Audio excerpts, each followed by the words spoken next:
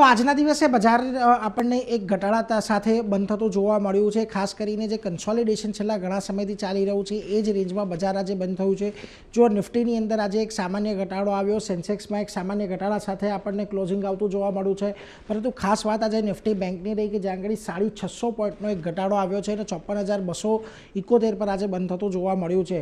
Mid કેપમાં જે 2.5% વેચવાલી દેખાઈ અને એક મોટી વેચવાલી આજે સ્મોલ કેપની અંદર પણ આવતી આપણને જોવા મળી છે। સેક્ટર્સ આજે કયા ખાસ કરીને દબાણમાં રહ્યા તો જો પીએસયુ બેંકમાં એક મોટી વેચવાલી આજે આવતી જોવા મળી। ખાસ કરીને 5% જેટલી વેચવાલી પીએસયુ બેંકમાં આવી અને એમાં પણ બેંક ઓફ બરોડાના જે છેલ્લે પરિણામો આવ્યા એને લઈને અહીંયા દબાણ વધતું દેખાયું। આ ઉપરાંત રિયલ્ટી સ્ટોક્સ આજે ખાસા એવા દબાણમાં હતા। આ ઉપરાંત એનર્જી અને મીડિયા સ્ટોક્સની અંદર પણ આજે આપણને એક દબાણ જ જોવા મળ્યું છે।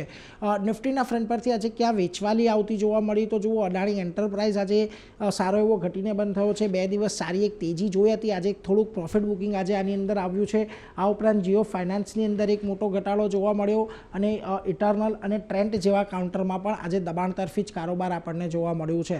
પરંતુ પોઝિટિવિટી ક્યાં રહી તો આજે ઓટો સ્ટોક્સ થોડા ઘણા પોઝિટિવ જોવા મળ્યા હતા, જોકે અંતમાં ત્યાં પણ આપણને એક દબાણ સાથેનું કામકાજ જોવા મળ્યું। પરંતુ જુઓ હીરો મોટો કોર્પ આજે 2.5% જેટલો વધ્યો, ભારતીય એરટેલમાં એક પોઝિટિવિટી રહી, ટાટા સ્ટીલ, એમએનએમ જેવા કાઉન્ટર આજે તમને એક વધારા સાથે બંધ થતા દેખાયા।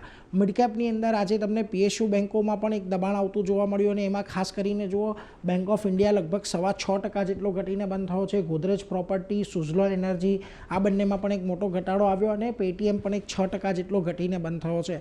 પરંતુ અહીંયા અમુક સ્ટોકની અંદર સામાન્ય મજબૂતી પણ જોવા મળી ડિસ્પાઇટ એક મોટા ફોલને કારણે। એમાંથી જુઓ પોલીકેપ પરિણામ પહેલાં એક પોઝિટિવ બંધ થયો છે, ખાસ કરીને મુથુટ, મેક્સ હેલ્થ અને બાયોકોન જેવા કાઉન્ટર હતા કે જ્યાં આગળ એક પોઝિટિવિટી જોવા મળી।